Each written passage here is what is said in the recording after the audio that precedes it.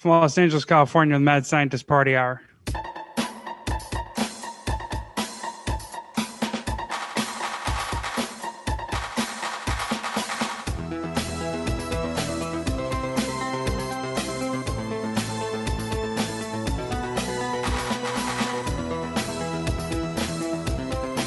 Oh, hello there, friends! Welcome back to another episode of Mad Scientist Party Hour. My name's Kevin Kraft, joined once again by a man who is nude from the waist down and is currently using his boner to poke holes in donuts. That's Jeff Clark. I would love that job. And this will be my boner. Transmitting to us from the peak of Mount Everest, the bearded booger-eating Sherpa known as Shuddyboy. Yo. Brah, brah.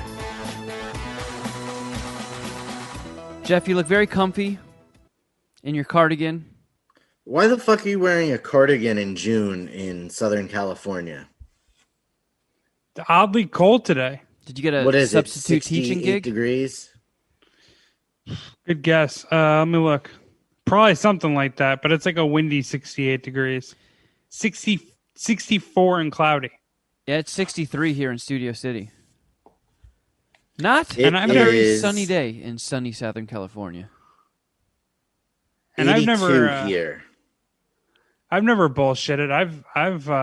I've softened up since moving out here. So if it gets below 60 or 70, I usually get cold pretty easily. Also, I have your standard white V-neck on. I wanted to switch it up a little bit, and the only way I really was going to go about that was just adding something over the top, which is what I did with my cardigan here. I was thinking about maybe doing a wet white V-neck T-shirt contest. You know, for the YouTube watchers. This fucking just my overall fatness and sweatiness combined with this cardigan, I might heat up and it might get a little moist around here. Hey, Hope you're ready, ladies. Hey, YouTube, check out my wet melons. God, I was actually looking at that Pornhub account somewhat recently. Oh, yeah. Hey, look at those melons. You're welcome. They're so You're wet. welcome if I point you in that direction, guys. High five me. What was that gross High five one me, you internet. suggested? Like there was like a new term made up for like vaginal secretions? Like I think that was a goombies? subreddit. Gruel. Gruel. Yeah. Oh. Awful. Yeah. God, that Yeah. sucks. Apparently, it's Reddit slang for female ejaculation. They should have tried harder on that one. So, Jeff, I don't know. you hit us in Stands the out. Easter egg that you've got you have an issue to raise with me.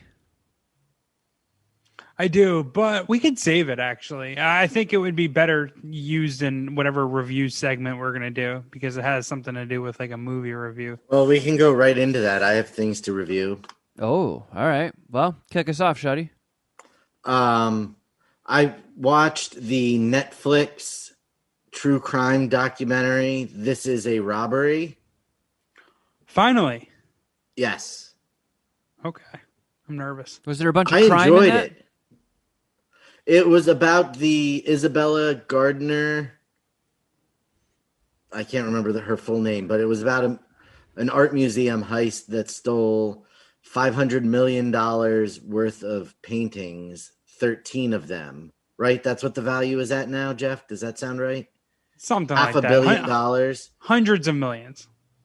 13 works of art were stolen March 18th, 1990, and they have not turned up anywhere. And the FBI thinks they know who did it, but doesn't know for sure. So And there's a $10 million hundreds of millions there's of a- art got taken, and none of it's turned up.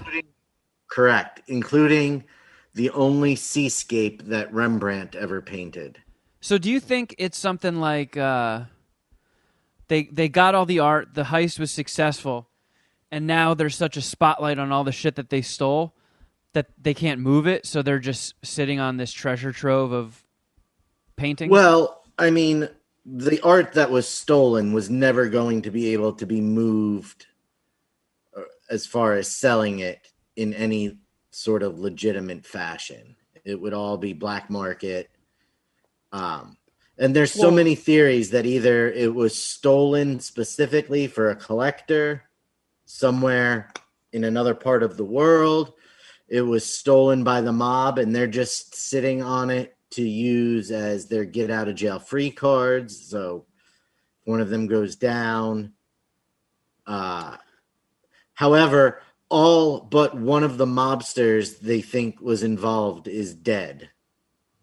And the other one, wait, isn't the other one, since you recently watched, you can correct me if I'm wrong, but isn't the other one like got significant like dementia and like? Oh yeah, is that Rigatoni Tony? There are two of them that aren't dead. One's really old and isn't talking, and the other one got released from prison, right? Like 13 years early. Yeah, yeah.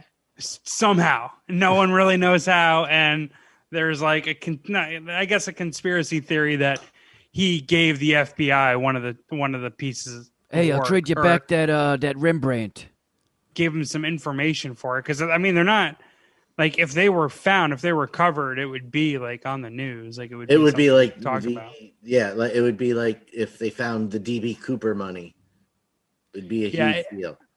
That's why it's like the mafia bargaining chip theory or excuse is the one that I believe the most because like these works and this heist were so high profile, you couldn't sell it really.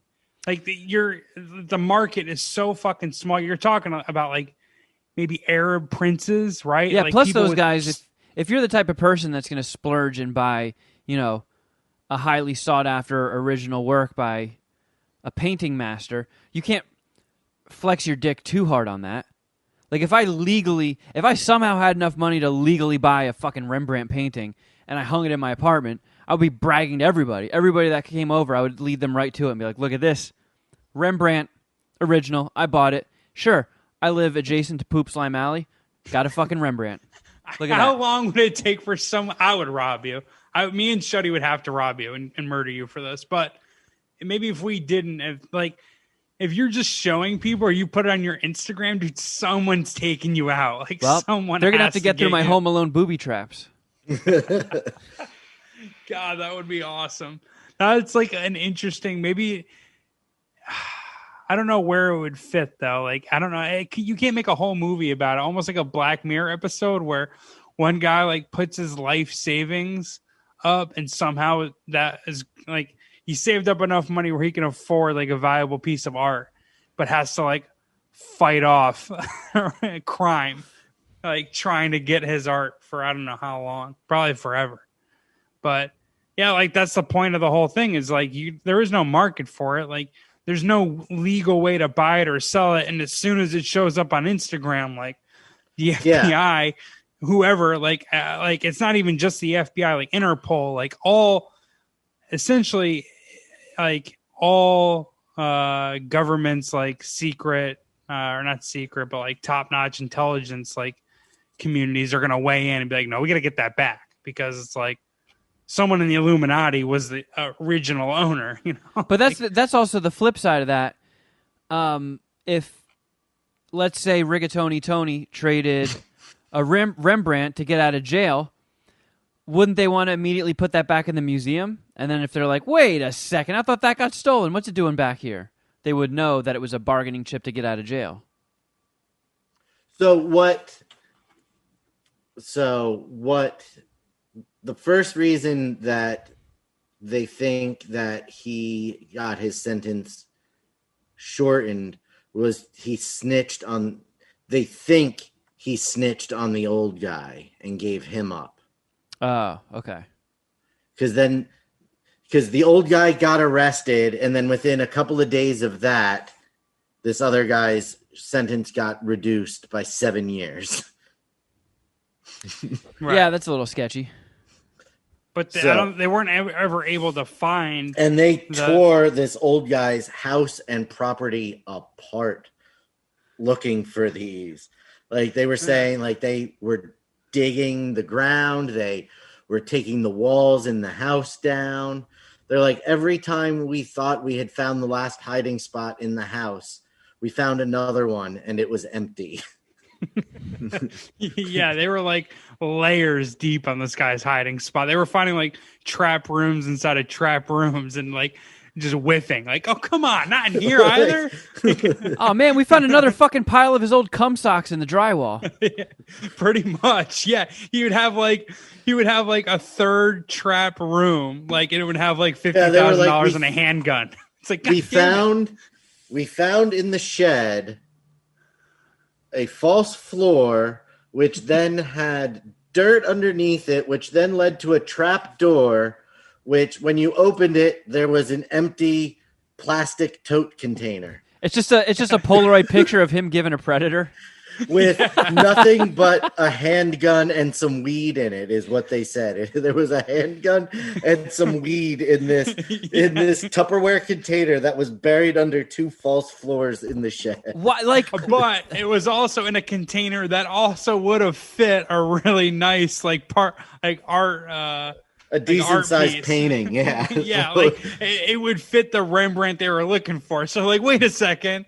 Did someone get here first? Yeah, and why would you like? What's the story behind burying a handgun and like a couple nuggets of weed? Like, if the zombie apocalypse hits, I'm going out to my shed. I'm digging through a couple layers of dirt and fake wood and trapdoors, and then I'm gonna load my gun and get stoned and shoot zombies. No, there was definitely something. Yeah, something stuff there, was in a container, and they thought, let's just. Like something... Well, if we just have this in here, it's going to look suspicious. So let's make it look like we're hiding a gun and some. And so other illegal things. That's pretty. Yeah. That's still pretty stupid. Like, put a couple vintage porno mags in there or something. Well, hey, I didn't want my wife to find these things. Like, if it weren't for like the property that they were looking for, it being the art, like, there is no way. Not even like a normal warrant would have produced that kind of search, you know? Like, it was like the fucking extraordinary warrant. Like, we're looking for like Bezos's property. They like, said that they were back there house 3 off the or ground. 4 times. Yeah, 3 or 4 times. Yeah, like they fucking like it was beyond a cavity search. Like, they got underneath the ground and were looking, like, you know. Yeah, they used ground penetrating radar. Like, they fracked his backyard. Using technology that I never even heard of. Yeah, pretty much. Yeah, like, yeah, opened the earth in his backyard and couldn't find anything, like, or couldn't find what they were looking for, essentially. But I think I give it a 4.25 or something. It was interesting, dude. What did you? And this guy, he failed every question on the polygraph test. Every single one that the FBI gave him. Yeah, like every single one. Yeah, the people who they brought on with like extra knowledge of the case of that guy, whether it be lawyers or like former or current FBI people, were like, this guy would lie for like the sport of it. Like, he would lie about everything. Like, there was nothing, like, he had the most just unusable deposition or whatever testimony that there could be. Like, this guy is the most invalid witness we've ever seen. Like, he lies for the sport of it.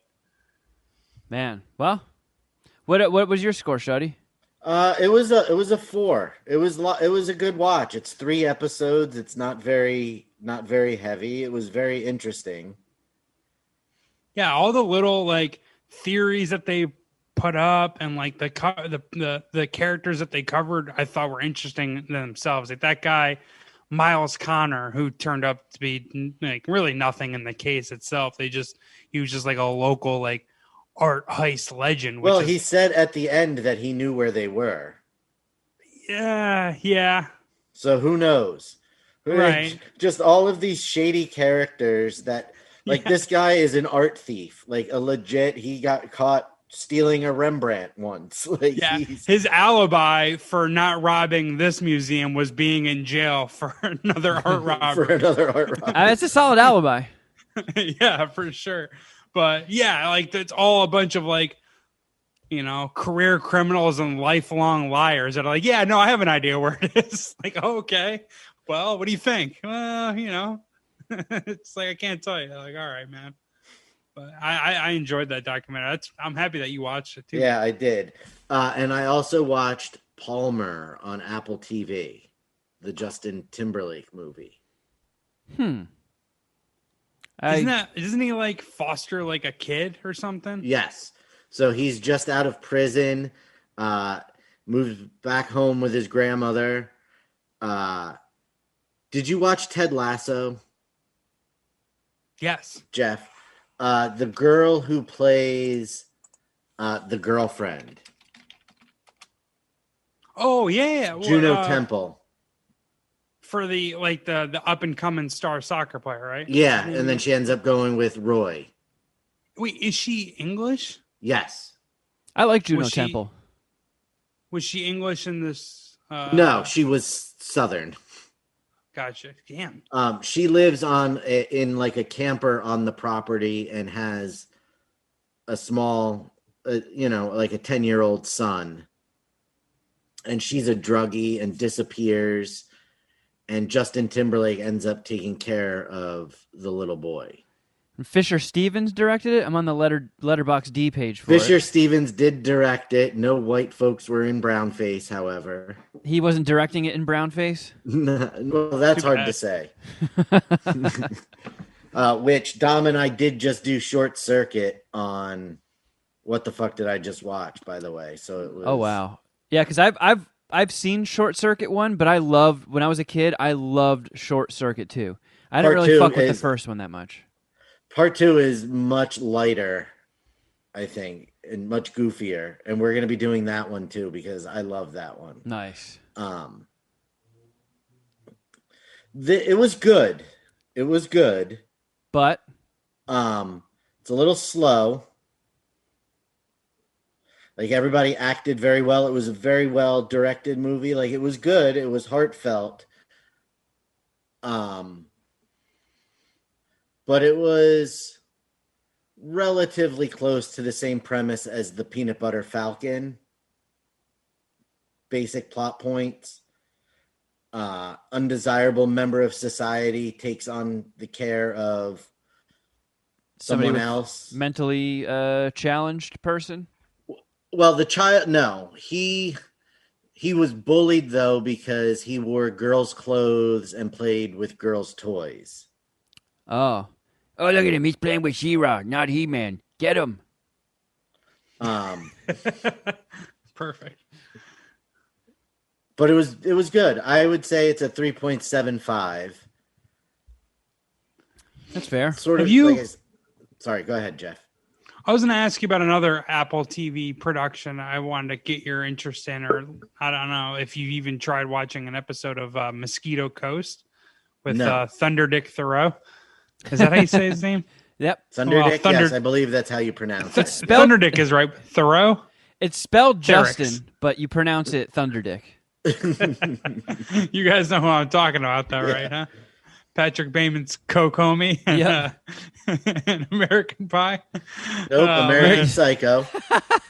Yeah, not American Pie. Remember when Patrick Bateman fucks a pie?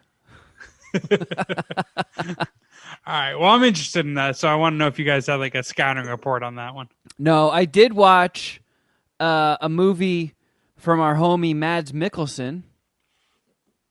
I watched Riders of Justice. Did you put this on the Instagram or on your Instagram? You teased it? I did. Yeah, because Riders. I'm gonna Google this. I'm a big fan of Mads. He's had like a bunch of movies come out recently, but a lot of them are Danish. And this one went up on Prime recently. I don't know exactly when. I was just scrolling through Prime and saw it suggested. And I was like, fuck yeah, Prime, I'll watch that.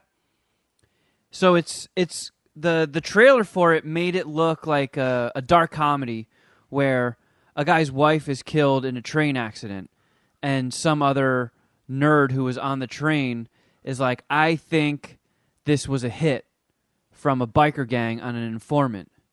And your wife was like collateral damage in it. And he's an ex-military guy, and he's having a hard time dealing with the grief, and his daughter is pissed at him. So he's like, kind of shifts all of the emotional baggage from his wife dying to tracking down this gang of bikers to kill them all. And what an amazing synopsis. I'm interested. And he enlists the help of these weird, neurotic, fat nerds. Well, they're not all fat nerds, but some of them are fat. They're all nerds. But it's like him, a relatively unhinged military guy with a bunch of dorks trying to take on a biker gang. It did the trailer gave it more of a little bit of a John Wick, Nobody, Taken vibe. And when I watched it, despite the fact that it was still good, it was still really enjoyable, it didn't focus as much on the killing and there wasn't as much action as I had hoped. It was more around the relationship of dealing with the trauma with his daughter and these goofy nerds. Feelings and relationships. Yeah, I wanted to see murder. Jeff's kryptonite. There's like feelings and stuff. Yeah, sentimentality. I hate that. But I mean, it was weird. Some of the humor they went for, I was like, this must be some Danish shit that I just don't get. But the characters were very, very goofy and enjoyable. But maybe it was just because I was expecting something else. But of course, Mads kills it. Always interesting to watch that guy do stuff. And overall, it was a 3.75. It was solid. I was going into it expecting like a 4.25, 4.5 dicker. But still thought it was good. Did it have subtitles? So you do have the option, if you're getting it on Prime, for the English version or the Danish one. So you get to pick. Okay, but it's originally done in Danish. Yes. I hate the dubbed. I would have to just soldier through the subtitles, but it's got to be a minimum of 4 dicks if I'm gonna put up with subtitles. What did you say it was again? 3.75. Sorry, I don't know why Mads. he's doing so much Danish shit lately, but like he's been putting out a lot of Danish stuff, and that what might have been my favorite movie of last year, Another Round, was in Danish. I have a theory. Maybe it has something to do with the COVID stuff, and like he worked in Denmark and couldn't work in Hollywood. Is there anything to that? There might be, but some of them are pre-COVID. I mean, that's where I think he got to start in Danish movies. So he has these Danish directors that he likes to work with, and Sure. this is one of them. Yeah, maybe he just, he really fucks with Denmark and just wants to likes being in the motherland. Hey, he's passionate of Denmark like I am like Long Beach or upstate New York. I can't hate on Mads for that. I did notice, I went and saw The Conjuring yesterday, and I did notice like they're doing like quite the superhero movie or like blockbuster drop in July, right? I know Black Widow's coming out in July, but there was something Ryan Reynolds has a movie coming out. Free Guy? That's not like a superhero movie though. No, but it is like a blockbuster. Or at least they're hoping it's going to be. And there was something else that I saw, but like they're just getting right back at it with big movie or major movie blockbuster releases. You got F9 coming out in 2 weeks. Yeah. So I think this is the first Fast and Furious movie that I'm excited about seeing. Wait, you're going to go see it? I think so.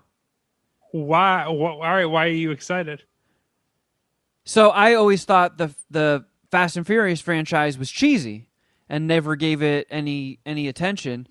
And then when it started getting bigger and they're adding more bigger names and the stunts are just getting more out of control and it became less of like a racing movie and more of just absurd action. I talked about it before. My ex loved them. So when Fast 8 or maybe it was Fast 7 came out, I got dragged to see it and I was like, okay, these are fucking stupid, but I get it. Like, these are fun watches. It's good, turn your brain off, mindless fun. So I will watch Fast 9, and I don't need to be dragged to the theater for it. Fair enough. There was a spot in the trailer where he drives the fucking car off the cliff or off the canyon and I think catches it, or it's already attached to that big rope or that big string, whatever. and he's just like fucking swinging across the canyon. It's just like, oh my God, they're really going for it, huh? Yeah, I thought you were talking about the part where they drive a car off a cliff and then a plane with its hangar bay door open comes by and scoops it up. They catch a car with a plane. Wait, is that in the trailer or is Yeah. that in the previous movie? Okay. All right. No, I'm talking about where it's on the fucking rope and swinging across the canyon. But yeah, no, we're saying the same thing effectively. I saw it and like, yeah, I'm kind of with you. I almost came back around. I watched the first Fast and the Furious and I think the second one in the theaters. And I could have seen like one of the Rock Fast and the Furiouses, but the trailer for this most recent one, F9, was so over the top, so ridiculous. I was like, you know what? Fuck it. When movies are back, maybe I'll just watch it. Yeah, Whatever. why not? Why not? But yeah, they've been holding on to all this shit for a while, so they've got like a movie dump to just fart it all out. I'm surprised they're still waiting until November for that new Bond movie. I was literally just about to ask you about that. Like, why it isn't? I thought the Bond was done, and they're just waiting to release it. Done. Yeah, it's been done for a while. Right? Okay. Like Rami Malek is a bad guy. Bond villain. I'm into that. I know you don't really like him that much. Black Widow is in July, so that's a month from now, July 9th. I'm not super anti Rami Malek. I think that could be a good role for him, and I could see him being good in that. I just don't like him as like a leading man or anything, based on his acting. But is there a chance? I don't know. I always look for like ulterior motives or like reasonings behind when things are released. Like they don't like the guys at the James Bond, whatever. The guys for James Bond, they don't see like a weak spot in the Academy Awards this year, and they're like going for like award season, or is it just like I don't know about that. All right, then would the guess be, or the idea behind it be like, we don't want to fuck with any COVID situation at all, and like by November we're good, like we're good to go. It's partially that, and I'm also sure we're just talking about how jam-packed the summer is with fucking blockbuster movies. There's also some strategy probably behind it where they would rather get all the dollars than split the dollars with everything else. Yeah. They picked that November release date for a reason, because there's probably not much else coming out then that competes against it. Let's see. I am curious. So, do you have what the hell is this one called? A Good Day to Die? No, that's a Die Hard movie. I think it's called Die Hard with a Vengeance. Yeah. I think it's No Time to Die. Shuddy, can you October do you have 8th. Dune comes out the week before it. Then, there's nothing else until The Eternals November 5th. So they've got 4 weeks. clear runway? Jeff, did you say you saw the new Conjuring movie? I did. Shuddy, do you have open seating or like full capacity at your movie theaters now? We do. We're 100%. The only COVID restrictions currently are masks for non-vaccinated here in Pennsylvania. Everything's back to normal. Gotcha. Yeah, so maybe like it's not set in stone when California is going to get back to normal. There's rumors that it's June 15th, I think. So maybe that's like furthering the strategy of James Bond. But didn't The Conjuring like clean up this weekend? Like make stupid money? Probably. People love seeing horror movies in the theater. The Conjuring franchise is big. I've only seen the first one. 24 million. I liked the first Conjuring. I never saw the second one. I have a feeling I could watch this new one and not be like, wait a second, what's happening? Yeah. It really took the sales out of A Quiet Place 2. Oh, that's right. Maybe Quiet Place 2 did really. What was that opening weekend? That one that was was like, it, I think. The Conjuring. No, was this weekend. No, like no. Like how much did it make? The Quiet Place 2. I'm looking that up right now, what last weekend's total was. I did see something about how Cruella had like a massive drop off. So, well, it wasn't as massive as A Quiet Place Part 2's. Oh. Last weekend, Quiet Place did 57 million. Cruella did 26.5. This weekend, Quiet Place did 19.5 million, and Cruella did 11.2. Ugh. It's still pretty good money at A Quiet Place too, though. Through the first 2 weeks. Honestly. Yeah, they already announced the third one. 88 million of it. I gotta see that. Hopefully, my brothers really liked it. Hopefully, they liked it enough to go see it again because I hate going to the theaters by myself. See, I thought that was going to be your gripe with me. I thought you were going to say you went and saw Quiet Place 2 and hated it. No. No, my gripe with you is I feel like we can just talk about this now because I went and saw The Conjuring 3 when the devil told me to do it or whatever. Conjuring 3. The devil took my pants off? At AMC. And my big take here is I think you're far too negative on AMC. I think so. The AMC in Long Beach, maybe the one by you is terrible, but the one that I go to has reclining chairs, reserved seating. They have a bar, like a full bar, and in-seating service. Those things, the bar and the in-seating service are put on hold right now because of, the COVID stuff. They have sick concessions. Last night, me and my brother split a large order of gourmet popcorn, half cheese, half caramel popcorn. It was fucking delicious. And I just think, I love the AMC. I really do. I really have nothing negative to say about it.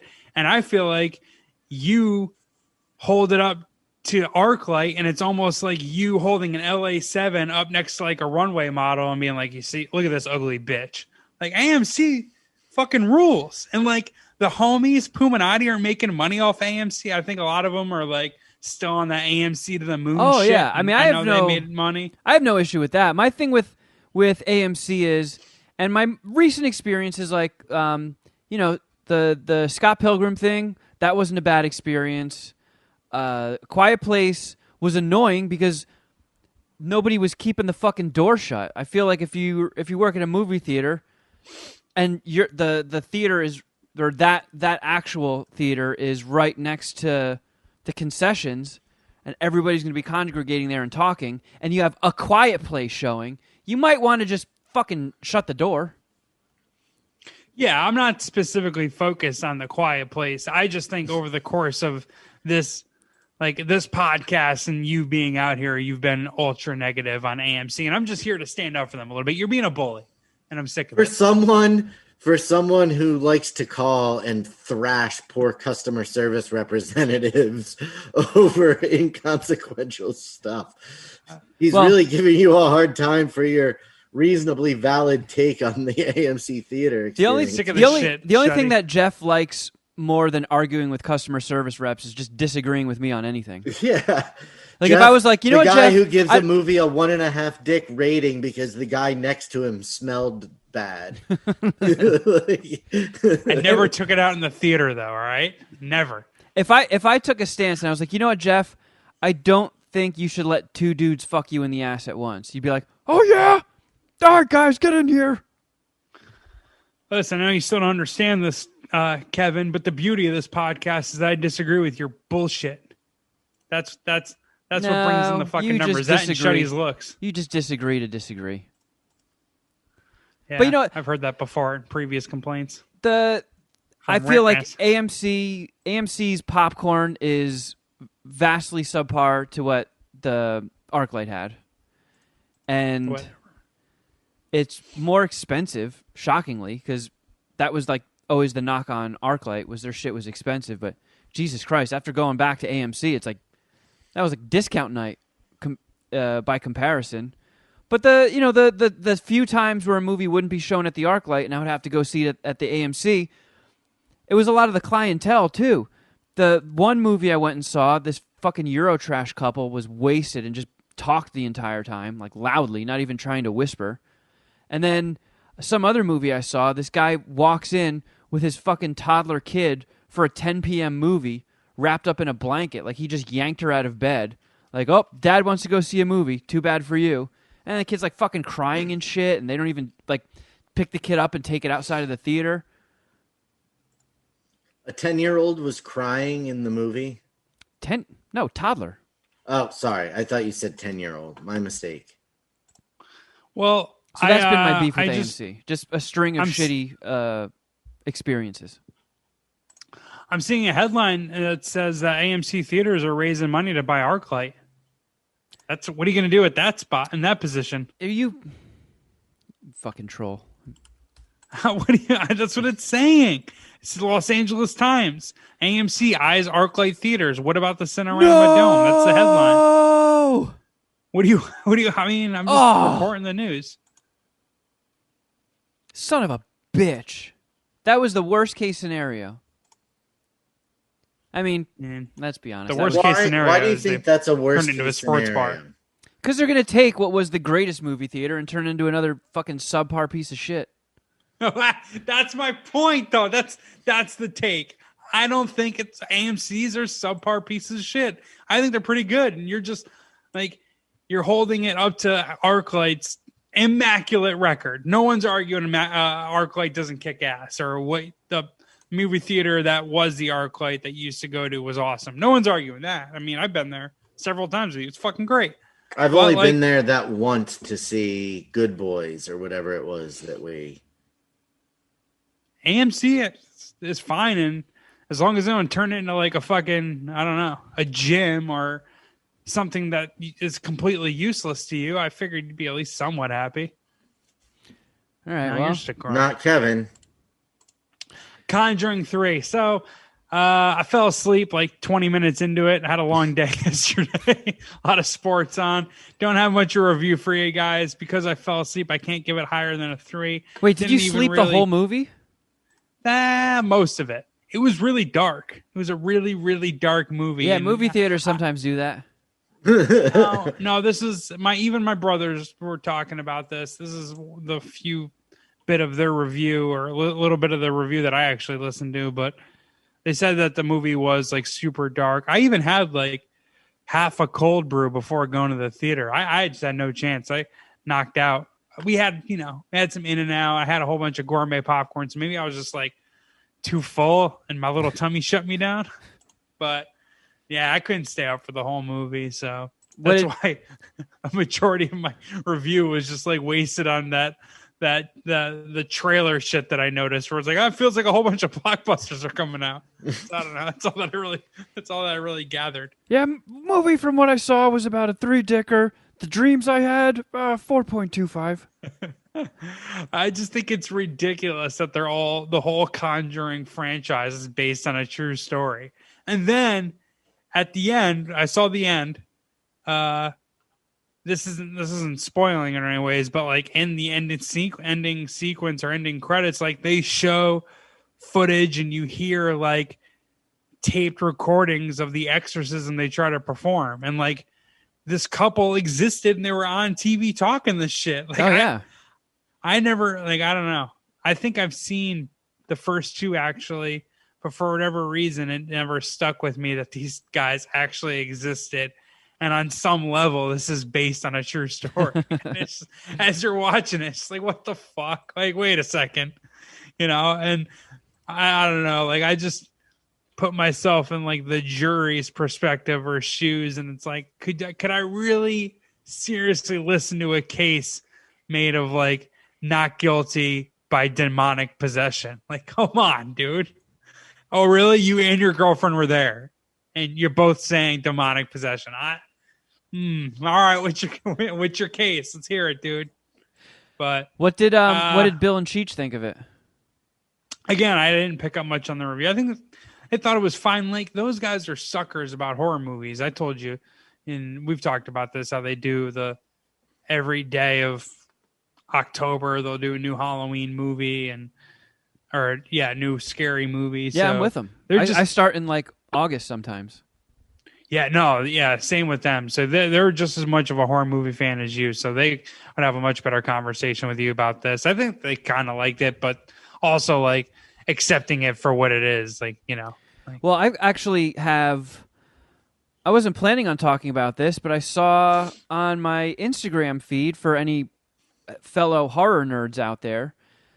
So I think the story behind this is in like this early 70s, this organization commissioned George R. Romero, who did the, Night of the Living Dead, Dawn of the Dead, the Godfather of zombies. He got commissioned to make a short film or something about elder abuse. So he put this thing together called The Amusement Park. And I guess the organization was like, yeah, this is not what we wanted, and this is weird and disturbing. And, we don't want this. So it never got released. It got lost. And somebody found the original film print in 2018 and did, I guess, a 4K conversion or something like that, like a high-def transfer.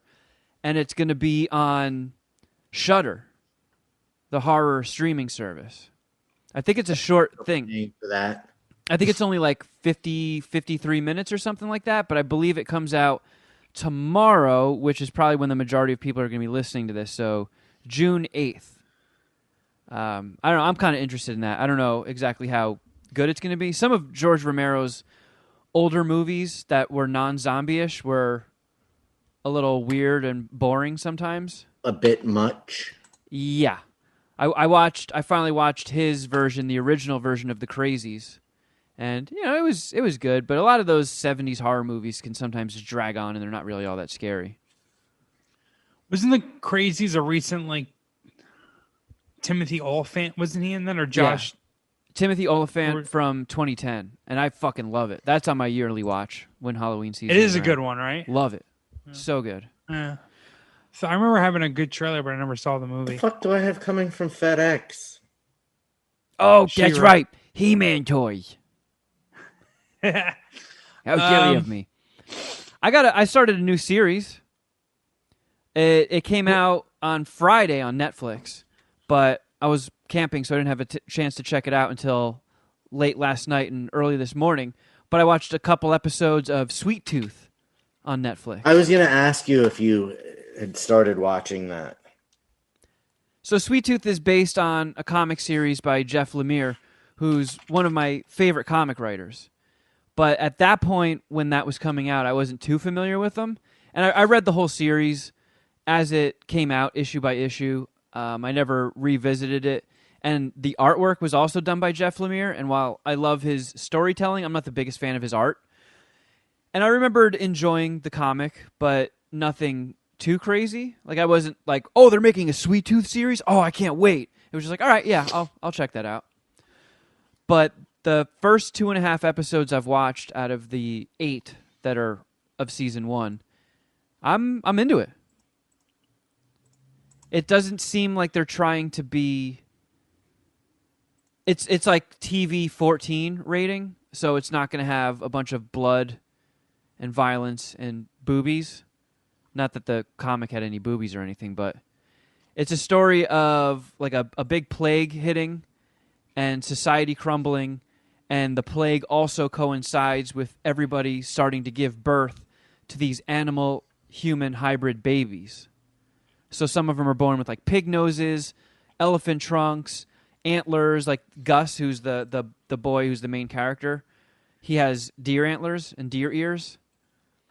So some people think that the hybrids are the cause of the virus and they hate them and want to hunt them and eradicate them. The other half think that the virus caused the hybrids. So it's just this post-apocalyptic world of this gigantic dude who takes the little deer boy under his wing to try and protect him. I don't know. So far, it's good. A lot of times shows like that or movies with a child lead fall into the pratfall of a fucking annoying, unlikable, crappy acting child. This kid's not very crappy or annoying. I don't think he's going to be winning any Oscars, but it's to the point where he's not annoying or distracting. I think they cast a good kid to play Gus. The guy what's up? You said it's TV 14 though, so it's not going to be gnarly at all. Yeah, the violence isn't all that gnarly. I mean, people get killed. He says shit, and there's mild swearing in it. Right. But I really like the guy. I had to write his name down because I've only seen him in a couple things. British dude, Nonzo Anozie. Is Jeopard. Would it be? He's like the big giant guy who's his protector, and that guy fucking kicks ass. He is awesome. Would it be better off if it were more violent? Like, I mean, I feel like even some meat on the bone. I feel like everything is better with more violence. Yeah, that and titties. I'm with you. But for what it is, some violence and titties. I mean, it's way better than Lock and Key. I'll tell you that. Oh, really? Oh, yeah. I mean, Lock and Key was such a disappointment because that's one of my favorite comics of all time, and they just made some CW kitty bullshit nonsense with it. But Sweet Tooth's good. You know, Will Forte is in the first episode at least, and he's really good in it. Nice. I don't even know how to accurately describe this other than it's very colorful. Like they clearly did some post-production color treatment to make the colors way more vivid, and it looks dope. It's vibrant. Yeah, Such a vibrant thing. Yeah, it's cool. I don't know if it would be a Jeff show, but I have a feeling it's a Shuddy show. I was going to suggest to Sharon that we watch it tonight. I'm a stickler. Hey, we all watched one show. Did you conclude Mayor of Easttown, Shuddy? No, I have the last episode to watch. Isn't that where we left things last week? No, I was at the end of the 5th episode last week, not the 6th. I was incorrect. Well, I just don't want it to be over. That's kind of all right. Well, we'll kick kind it of down. my issue. That's why I have the last episode of that, the last episode of season 2 of the Mick, the last episode of the most recent Snowfall season. I don't want them to be over. Shuddy the Saverer. What's the Mick? It has Caitlin Olsen in it, right? That's from It's Always Sunny. Oh, that's the one where isn't she like a drunken housekeeper or something and she's like a complete mess? No, she's a drunken aunt whose sister marries a rich guy and they have 3 kids, and she goes to the sister's house to try and swindle money, and the SEC arrests the parents, and she gets stuck taking care of these 3 bratty rich kids. Nice. You guys can't hear any jackhammering, can you? Nope. No. Man, these motherfuckers, I was trying to sleep in today, woke me up at 8 in the morning jackhammering in Poop Slime Alley. It's 2 p.m. now. They're still jackhammering. It has just not stopped. You got to get out of Studio City, I think. I know. It's time. I'm reaching my boiling point. Go to Hermosa, dude. Live near your... Maybe I'll ask Jason if I can live in his theater. Yeah. Can I rent your theater, please? Can I sleep in your cold plunge a couple days a week? Real quick, because we still have a bunch of things to get to. We did launch Crafter Jeff Shuddy Edition on our Patreon.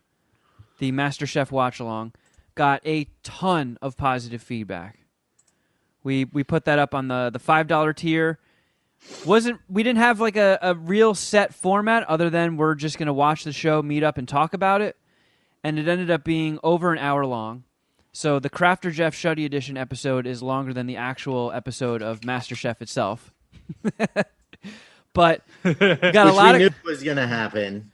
We got a lot of comments from people saying that they had never watched Master Chef before, and people wanted the full experience, so they started watching it, and they love both. They love Crafter Jeff Shuddy Edition. They love Master Chef.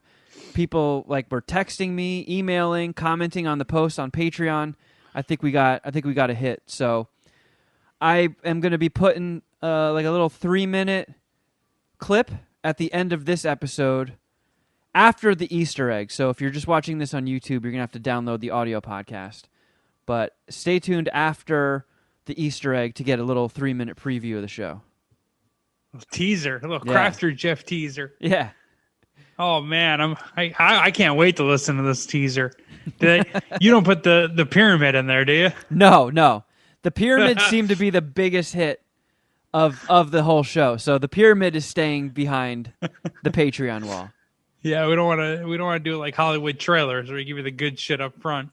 I don't think I did the. No. It wasn't the pyramid. I'm reading a few of the comments on the Patreon post of the Crafter Jeff episode. Apparently, we have more chicks in the Puminati than I even realized, huh? At least on the Patreon.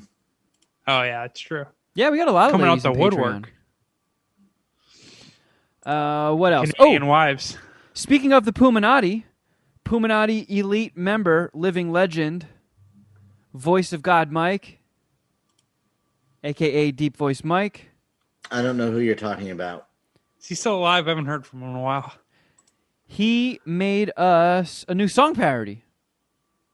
Oh, baby. Which is about These to be are hits. debuted. So he wrote in an email, guys, I was inspired after listening to some yacht rock and came across the classic Hall & Oates song, She's Gone, and felt it could use a little Puminati touch to it. If you haven't heard the original, I recommend you give it a listen, but until then, this will have to do. I hope you enjoy it. Wait, Hall and Oates is technically considered yacht rock? Oh, yeah. Absolutely. Yeah, they're like a pillar of yacht rock. I had no idea what yacht rock is. I fuck with Hall and Oates. Oh, me too. I wake She's up every man-eater. Yeah, once every few weeks, I'll wake up and just be bumping Hall and Oates on me and Allie's walk. Dude, Hall & Oates kicks ass. I fucked up and missed going to see Hall & Oates and Tears for Fears perform live in L.A. Yeah, you fucked up. That's like the one of the few concerts it's fully acceptable for white people to dance at. And dance poorly. Yeah, oh yeah. There's no criticism. It's like a guilt-free zone, the Tears for Fears and Hall & Oates. Yeah, it's like a Chappelle comedy show. Everybody has to put their phones in a sack when you enter, so you can't... Yeah. Hey, what happens at Hall & Oates stays at Hall & Oates. And you fucking crackers better roll. And I like She's Gone. That's an awesome Hall & Oates song. So I can't wait for this. Oh, shit. I hope the levels are okay on this because I'm just playing it from the iPad. But here you go. The world debut of Shuddy's Gone. What This happened? was sent recently, right? This wasn't. Yes. This isn't from. No. No. This is a recent one. It hasn't been buried in the emails.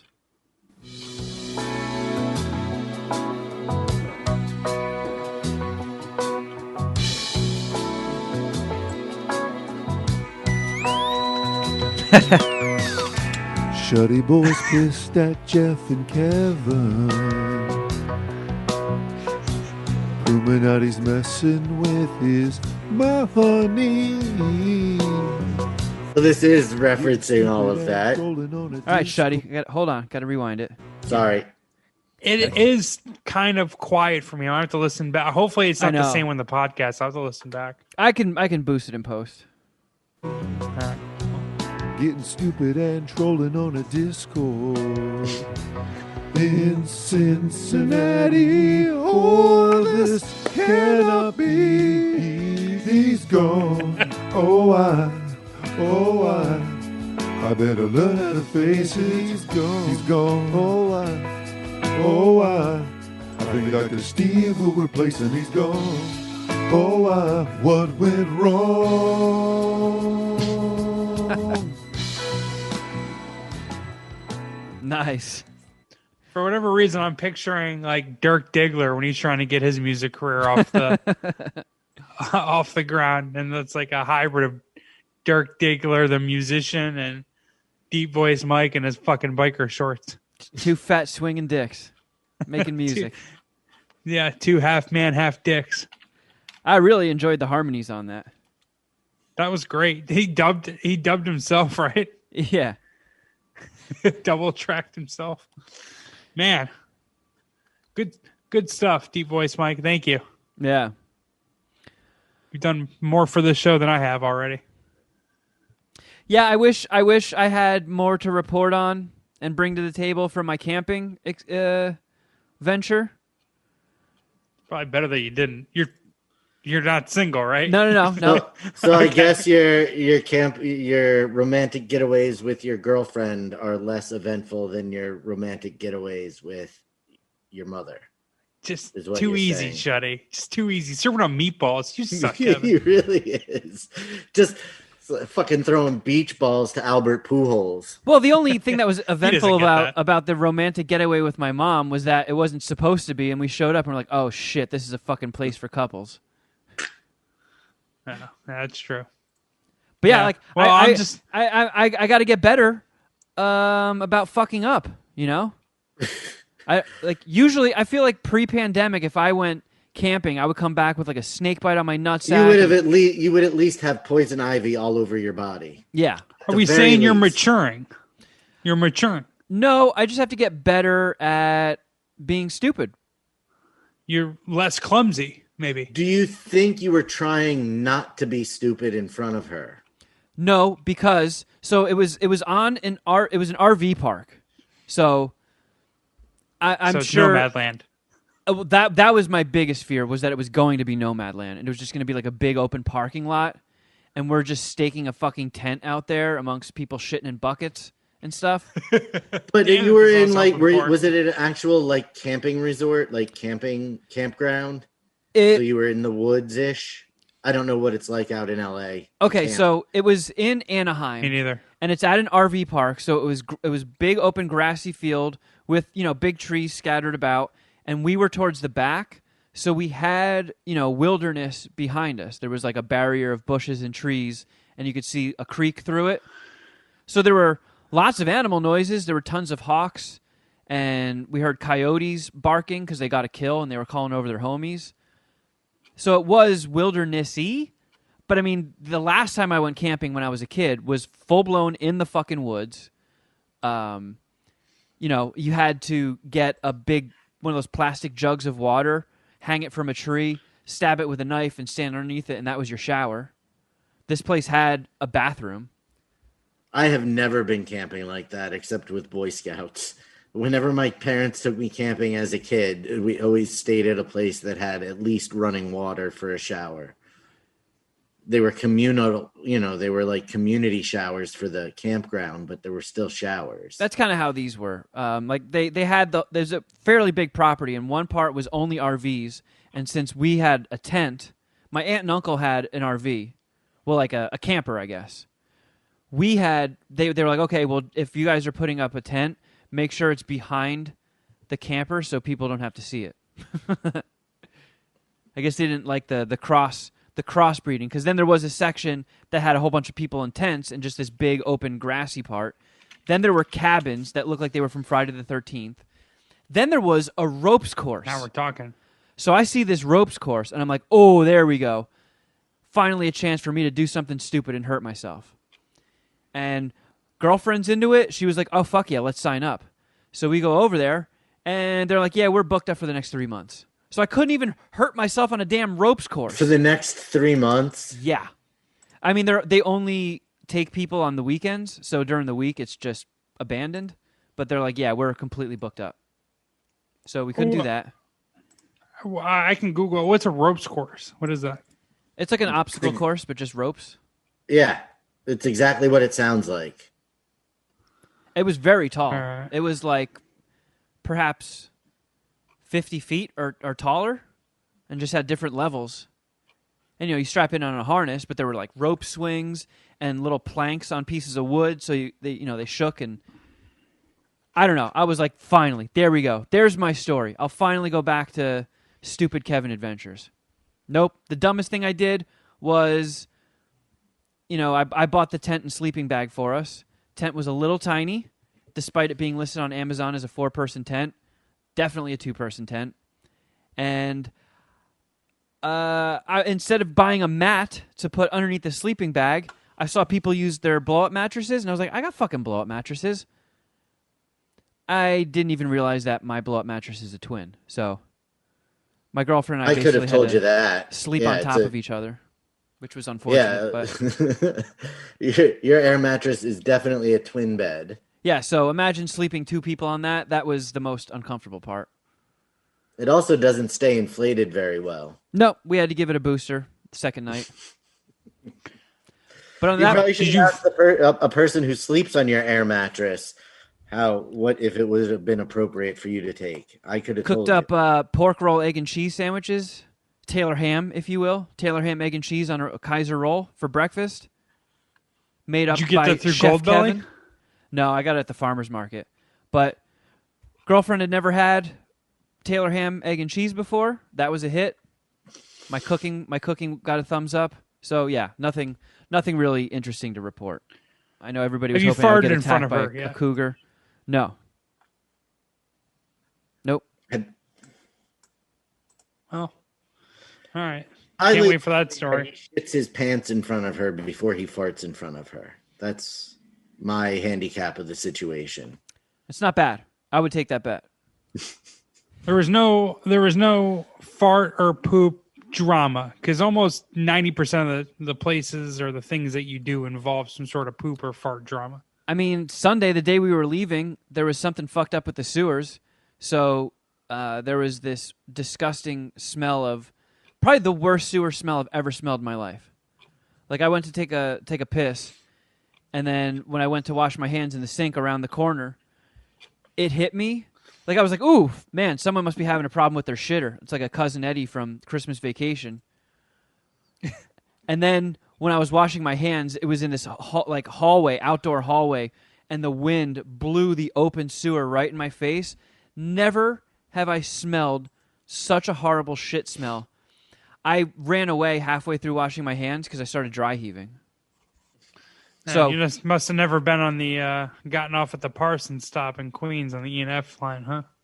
I mean, I worked in New York City for 5 years. I caught all sorts of interesting sewer smells and poop smells and disgustingness, and This one's the rankiest. Holy shit! It was like a chemical attack. I legitimately twice, and then was like, "Fuck this," and just ran away. So wait, how long were you there for? 2 nights. And essentially all you did was just like sleep outside? Drink, played cornhole. That's not a euphemism. Played Yahtzee, told stories, just drink and eat food, and went on a hike. But it's just you two? No, my aunt and uncle. Oh, that's right. Okay. That's cool. Yeah. So I hate to be the bearer of bad news, but I had a nice weekend, guys. Well, I mean, I'll try harder next That's time. cool. I'll try harder. Don't worry. I mean, it's good, but it's not really good for content. I know. Here's the thing. I'm just, the world's opening back up. I had almost a year and a half off. It's baby steps. I'm finding my way back into my moronic groove that I used to live in. I'll get there. Come on. It's me we're talking I know about. you will. Hey, Kevin, I trust you. Thank you, Jeff. That means a lot. So I feel like it's been a very, very long time since we've done this on the Free Pod. We do it every week on the Patreon show. But we thought it might be fun to bring back a little bit of Shuddy's news. Let's do it. It's time for Shuddyboy's fucking news. I had an overflow of articles, and I thought we'd give you guys some of them. Yeah, Starting little with taste. This PSA from the FDA. Uh-oh. They say no vaccines? No, that would be the CDC. The FDA, well, I guess the FDA would too. They haven't approved it, right? That's what the anti-vaxxers would tell you. But the FDA is warning that if you have a seafood allergy, not to eat cicadas. Bitch-ass Paul has a seafood allergy. Or shellfish. So I don't So think he can eat can't them. I don't think he can eat cicadas. Yes, you can. I thought it said if you have a seafood allergy, don't eat them. Oh, yes. If you have a seafood allergy, yes. But normally other people could. But because the cicada is related to shrimp and other shellfish, you could have a severe allergic reaction if you eat them. Because of the exoskeleton. Well, sure. Probably. I don't really know what cicada are. I don't really know what that is. I have to Google this one. Cicada. We literally... With a C. I think you almost said all of those words in the exact same sequence. when we talked about this the last time, and I told you guys there was a company that was selling seasoning you could buy to cook cicadas with. Wait a second. Are we talking about John Cicada, the singer? Oh man, I spelled it all fucked up. Good thing Google was able to catch it. Oh God! Please, how did you spell it? SECA. SECAGA. They look like this, Jeff. You did spell Yeah, it. I found it. Ow! Damn you, Shuddyboy. You and your fucking Scooter background. Yeah, you did spell it like the singer, Jeff. That's awesome. Please never change. That's why, I really lean into autocorrect and all that I know stuff. that you guys don't have them out your way. They are pretty bad here. Are they keeping you up at night? No, luckily we do not, because we are.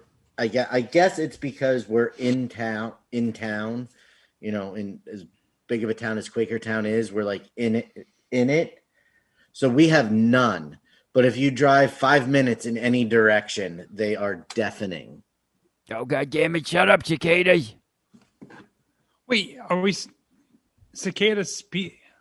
Yes, I'm they confused. speak. They make Yep, noise? they speak. They make noise? Yes, They're like little, I'm sure little you heard flies, them. Right? No, they're big. I'm sure you heard them growing up in upstate New York. They happen every year, but this is the largest brood of them that's born because they're born in 17-year cycles. All right, Jeff, I'm going to help man. you out. Here is... When you find a new place to rent, Damn fucking YouTube. Shuddy just swept the cicada category in Jeopardy. He's 17. Knows their birth cycles or their generational longevity. He said every 17 years and comes a new this thing brood. spent about 5 years. You know what I hate about YouTube? You can never get what you're looking Where do for. you start? No matter what you type in and you're looking for, you're just going to find some dork talking about it. The fucking title of this video is Sounds of the Cicada. And it's just the sounds of this dork. Years underground before it comes out. So after about 5 years of being underground, this thing Fuck crawls you. out, crawls up You the tree, bearded virgin. and sits there and kind of like a also here in Montana sometimes sing to find a girl or after. Yep. But let's talk about Okay, Sounds of the Cicada. Cool video. Just a chode. Is that Jeff the Nature Guy? It is. That's the first one I watch. He says at the beginning they're a real insect, I believe, as opposed to a fake one. Oh, thanks, you dork. All right, maybe this one will be better. Hate that. Go to look for a movie trailer on YouTube, and it's a trailer reaction. Mm-hmm. Okay, you hear that noise, Jeff? Quit hiding. I'm not going to hurt you. Vaguely. I might have to listen to it in the podcast. Because I'm telling you, your iPad audio, isn't... Oh, I hear a voice, a white woman's voice. You don't hear that noise? Yeah, it sounds like buzzing. I guess. I don't know. To me, it's just like a fly. It's just like a fly buzzing. I didn't know it has like a specific... I didn't know cicada was like a thing. I actually would have guessed it was a Japanese car. You're like, hey, what's a cicada? So that's a 4-door Toyota, right? Toyota Cicada. I don't know. This video I'm trying to good with play nature. has assholes talking over the cicada sound. So yeah, That's all don't it eat is. them if you have a seafood allergy. They should just rename YouTube Assholes Talking. Actually, that would be a pretty good name for us, too. That Yeah. would be.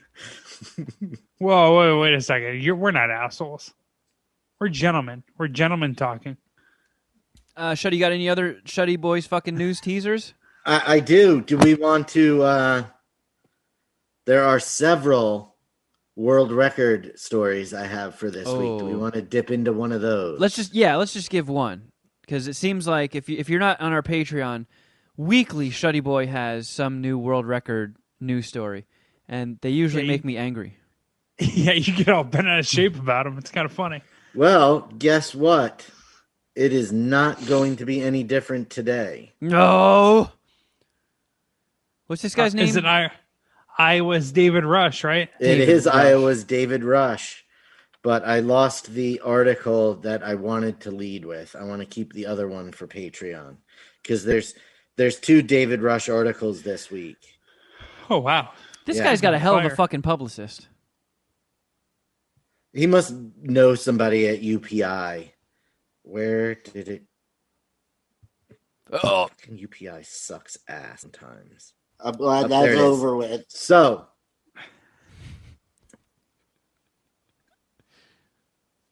I'm glad David that's Ru- over with. I won't. All right, so we're not going to go with that one. We're going to go with this other one. Good old David Rush now owns the world record for slicing grapes while standing on a Swiss ball, Fruit Ninja. That's kind of cool. Kevin, which is, a big exercise ball. what's your knee jerk reaction to that record? the Swiss ball pisses me off. Like, Yeah. is there already a record for just standing on your damn feet? And he had to add a Swiss ball? What if it's a Dutch ball? What if it's a German ball? What if I stood on a chair? What if I was on stilts? Are these all new records? David Rush, you... Maybe it's like Fucking one of those pussy. things where, like, if he makes the record first, everyone's got to chase that one. So there was no standing on just like ground, no standing on a chair. And he's like, you know what? I'm going to knock it out of the park early. I'm going to make the record that people chase. You have to be on a Swiss ball. Yeah, one grape, Maybe, like- bitch. Well, Beat he that. had he set the first record for it at 37. but Okay, it here's was another beaten by important another information, team. Shuddy, that could hinge on how cool it is. What sort of blade is he using to cut these grapes? Great question. Is it a ninja? Is it like what's the Kill Bill sword? Yeah, Oh, is it it a is katana? absolutely a samurai sword. Yes, it is Oh. stated that it is a samurai All sword. right, that is cooler. God damn it. I feel like you look like and strike me as a guy who would own a samurai sword, Kevin. Don't I? And I don't. I mean, you have a machete. Like, what are you doing? Why don't you I have a just machete. flip that? I The have a, machete's for protection, though, guys. I have a K-bar. That's also for protection. What's that again? The Rambo knife. Oh, okay. So it's got the big serrated teeth on the back. Yeah, the serrated teeth are at the bottom and then a big fat blade up top. You have a modified AR-15 that you don't really tell people about. Sorry for blowing up. You know what? I actually do want a samurai sword, but that's like the last missing piece to me just being the biggest bitch. Of your virginity. Yeah, and I can't complete the puzzle. That end of like a full-size fiberglass like $100 lightsaber, either one of those would complete the bingo, and I can't do it. Your virginity infinity stone. Yeah. It's Yeah. like, yes. Yeah. I'm locked in. I will never get pussy again. That's- At least not here. At least not in this house. That's the incel gauntlet. For sure. Damn it. Thanos snaps his fingers, is like half the people on planet Earth's genitals disappear. Oh man. You guys want to guess how many grapes he sliced in 1 minute standing on a Swiss ball with a samurai sword? After I want to figure out, because I have no like compass. I don't even know like how much a samurai sword would go for. I feel like it could go for a couple thousand, or you get it for like $50 at a pawn I've shop. I've looked on Amazon. Yeah, I know you know, Kevin. Let's see. Oh man. I mean, you can buy I wa- just like a cheap piece of shit one, or you can buy like a really well-made one that's, super sharp. Or, I mean, this was the route I was going to go if I never cared about having sex again, was buy like a relatively cheap one and then get a sharpening stone and sharpen it myself. But like anybody walks Here's into a one house, on Amazon for $44.95. if you walk into a house of a white guy and he has a samurai sword on like one of those little display handle things, you instantly know so much about that guy. Oh yeah. You're Gabe from The Office. I feel like Sure. there's that guy's a lot less likely to be like a violent incel though. You know what I mean? Because I samurai feel like sword the guy? violent. I feel like He's- the violent yeah. incel guy can't afford the samurai sword. Or doesn't even have the taste for that. Like, Yeah, he's not a violent incel. He's just an incel. just don't make him pull out the samurai sword. Yeah, don't give him a reason to use it. Oh man, it's a samurai sword slicing grapes. Oh, I have on another a Swiss important ball. question.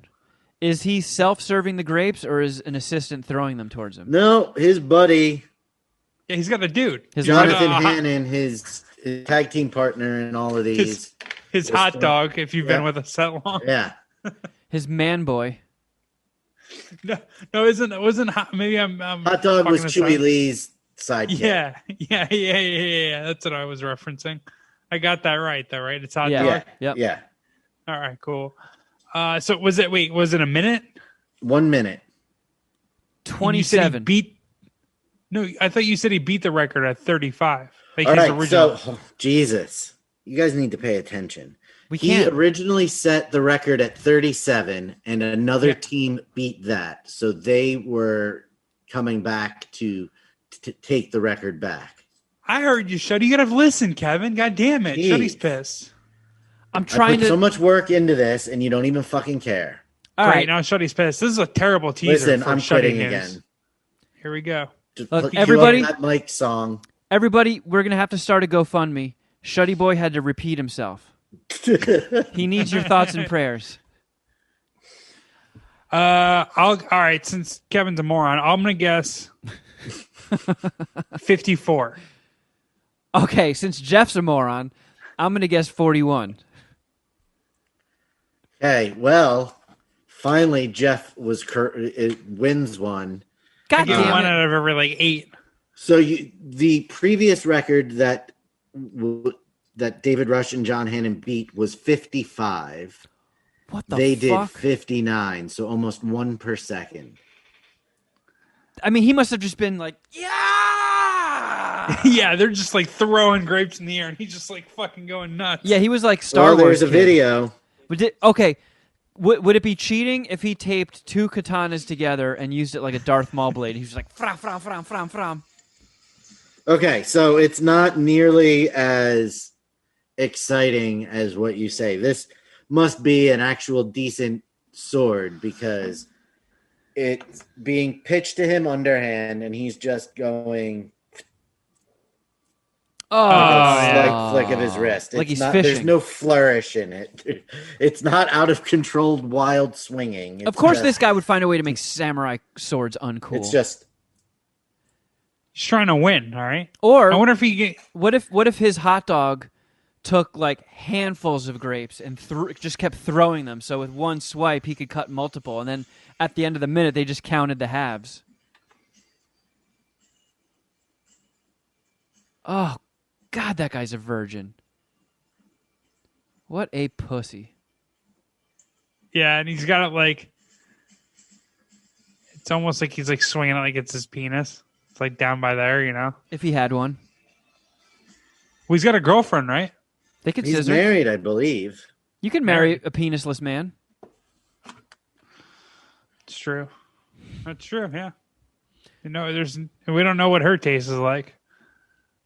All right, Shuddy, do you have any other news, or is that it? That was it. Okay. We'll save the rest for Patreon. Subscribe, $5. It's a reasonable monthly fee for lots of content. Yeah, come hang out with us. Non-Patreon subscribers, get more Shuddy's news. Get some Crafter Jeff Shuddy edition.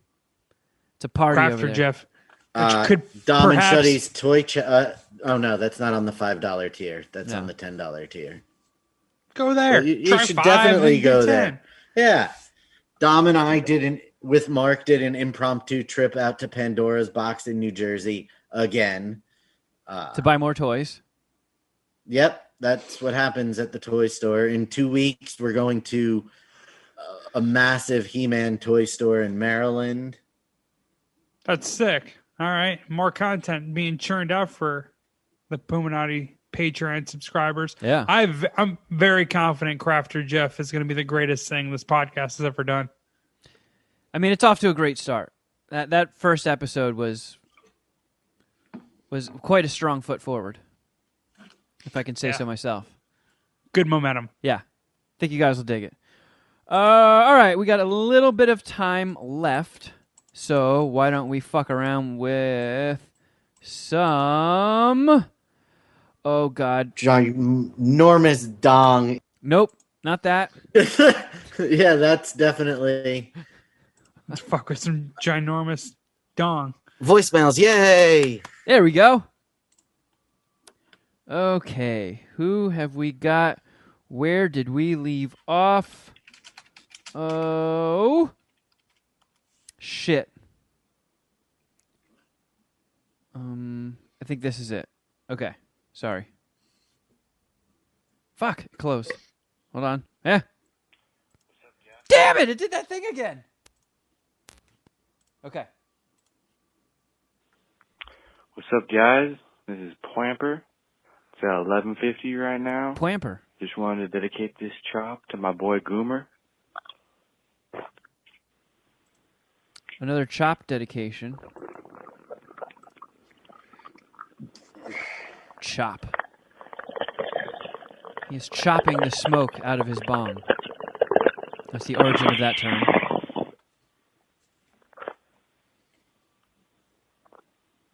Chopper and Goomer.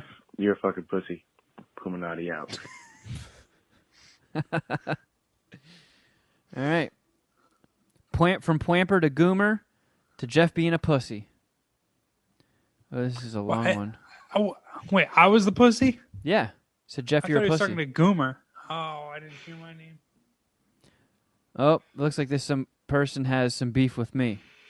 Uh-oh. Yes. You All right, fucking Kevin. diva. You I gotta deserve it. talk to you about nuclear reactors. Because they are the safest power-producing technology that we have at our disposal. And you Oh, wait a second. Okay. The safest? Like, you can Listen. watch Chernobyl and then think that's safer than Solar a windmill wind. or solar? Like, come on. I'm not going to go at big nuclear over here. I have no idea. I'm way out of my depth arguing nuclear energy. I mean, what was For the you PA mad one? scientists. Was that 3 Mile Island? Yep. And an earthquake annihilated Fukushima and Oh, yeah. That It's was like- recent, too. creating radioactive fish in the ocean. Yeah, you might not want to lead with that one. I get the impression this guy's in the pocket of big nuclear, but I think you're confusing that with Godzilla, though. That's what you're talking about? wah, wah. Come on. gotta stop being That was such a little funny. bitch about Yeah, Kevin. nuclear reactors. I called in before because Jeff had a question about something probably when you guys were watching Chernobyl, and he was wrong because he's an idiot. Oh, look at your homie, Jeff. I stand by my defending him. I don't take that idiot accusation personally. And maybe big nuclear knows more about nuclear energy than you do, Kevin. But now your stance thinking that, that we'd let some jamoke like you guys work at a nuclear power plant, and well, that's just wrong. To get my unescorted access to the power plant that I worked at and still work at occasionally, I have never, if you've ever done any sort of illicit substance, you're disqualified. If you've ever been arrested, you're disqualified. You have to take a psychological evaluation that's like 300 questions long, and if you fuck up one question, disqualified. Probably listening to your guys' fucking podcast should disqualify me, but I didn't mention that. I mean, I get America probably has a solid vetting program for people that work here, but if an earthquake hits one of the California power plants that are out on water, like all the vetting isn't going to stop a fucking earthquake. And there are nuclear power plants all over the world. Chernobyl almost was a full-blown, complete extinction event because of just one moron in Chernobyl. I think you really hurt your case or argument that nuclear power is the safest of energy when you talk about all the things you have to go through in order to get a job dealing with it, right? Like Yeah. any fucking schmo could sell solar power windows or whatever the fuck those things are, panels, excuse me. But I mean, if you have to go through all this vetting process and you can't smoke a joint, or else you could fuck up a nuclear power plant, doesn't sound that safe, does it? But the ones that we have in the U.S. are very safe. The one that I worked at in California, I would say, is one of the safest in the nation. I wrote their entire post-Fukushima program and ran that for over, 5 years before I moved on to, working on other plants' designs. So Yeah, the Manhattan Project. I got probably not really encouraging that one of your listeners design post-Fukushima disaster recovery plans for a nuclear power plant, but rest assured, we're not a bunch of jamokes running around in radiation suits like on The Simpsons. We're all generally very intelligent people. But then there's assholes like me that listen to you dumb dicks and get all offended when you're afraid of nuclear power. Well, luckily there's none near you. If the one up in San Luis Obispo went critical, it couldn't affect you. So you're all safe, except for Shuddy. I think there's 2 near Bethlehem. But best of luck, guys. Great show. Bye. Shuddy, you should try to convert your house to nuclear energy. How much does it cost a month? Yeah, there are several. I think the nearest one isn't that far. Limerick Nuclear Power Plant in Pottstown, Pennsylvania, I believe, is the closest. Oh, you're gonna get all fucked up and turn glowy. That's near Easttown, right? Yeah, Right on the water. it's 23 miles away. Oh man, that is definitely radiation territory or radius. You be careful, buddy. And then there's 2 in New Jersey that are relatively close also. Don't worry, Like all the Shuddy. They're Americans. safe. Yep, they're the safest. Yeah, it's those non-moving panels you really have to worry about. They're gonna get you. I recognize this phone number.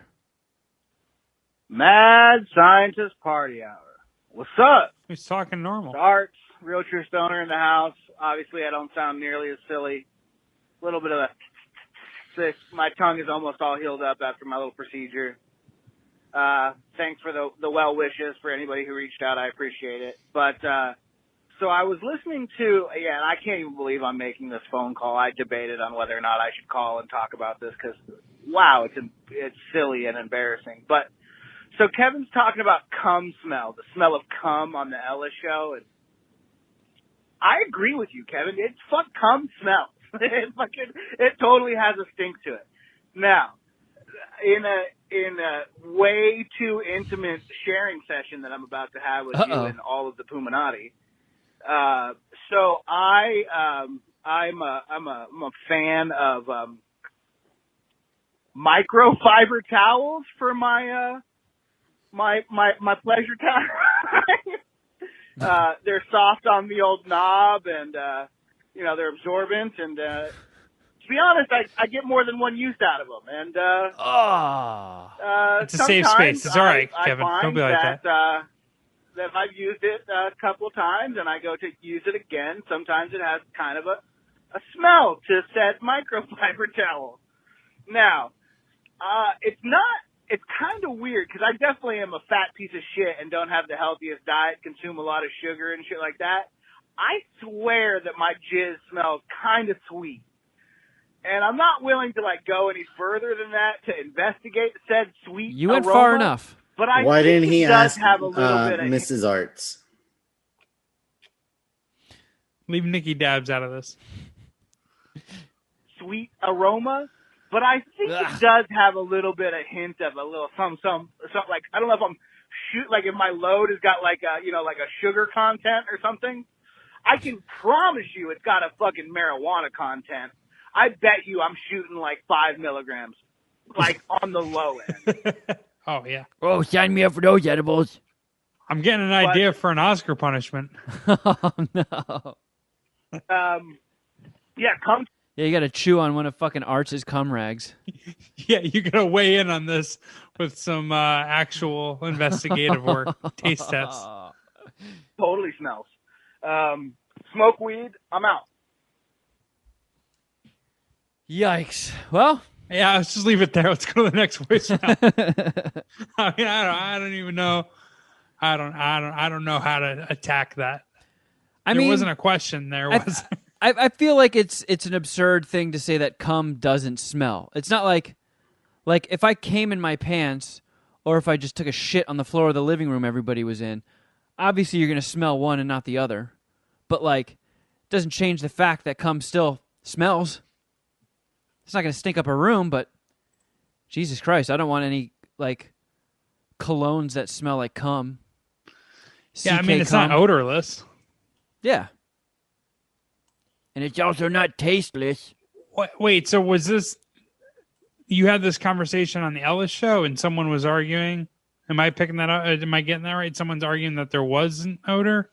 Well, I mentioned about like something smelling like cum, and it's kind of like doing a show with a couple of Jeffs. Like there always has to be anything I say, everybody has to rebuttal with like the opposite. So of course I said something as absurd as cum has an odor to it, and then it just got turned into, oh, Kevin has stinky cum. My cum doesn't smell like anything. It's like, oh boy, here we go. All right, yep, you guys win. Cum is odorless. Oh yeah, You never do stuff like that. You're just an innocent and just nice guy to Thank you. broadcast with. That's what I've been saying. Mm-hmm. I'm on your side. All right. Well, that's a good stopping point. We got to Arts' cum rags. I feel like we got Shuddyboy's news. We got a song parody. We got stories. We got reviews. That's a well-rounded MSPH. I don't think we're going to top everything. We're not going to top cum rags. So, thank you. You really all. let everyone down by not shitting your pants or something in the woods. Hey, look. Things are just getting started, man. Believe in me. It'll happen. It's not even summer yet. Yeah, I'm with you. Yeah. It's the first week of June still, technically. We'll get there. You'll shit your pants by the end of July. But if you need more MSPH in your life, please head on over to patreon.com/Mad Scientist Party Hour. Check out Crafter Jeff Shuddy Edition, which there will be a 3-minute preview of after the Easter egg, so keep on listening. And, that's on the $5 tier, which in addition to the weekly mini podcast we also do every week. And then the $10 tier has, Supermarket Queefs, which we all participate in. And then all of our individual stuff. What the fuck did I just watch with Shuddy and Dom? All of Shuddy and Dom's toy stuff. Between Two Flushes, Snack Attack, Kevin's Nerd Hole. I mean, we have so much stuff up there, I can't even keep track of it all. So check those out if you need more. If you want to send us an email, madscientistpartyhour@gmail.com. You can also follow us on Instagram. I'm at Kevin Kraft. At Shuddyboy. At Jeffro Records. At MSPH Podcast. Check out Jeff's other show, Fade the Media. If you want to watch the show on YouTube, it's youtube.com/Mad Scientist Party Hour. If you haven't done so already, every subscription helps us beef up our numbers. And speaking of numbers, if you haven't subscribed to us on iTunes or Apple Podcasts, whatever the fuck they're calling it these days, that's also a huge help, along with any 5-star reviews you want to kick our way. Shuddy, you got anything you want to promote?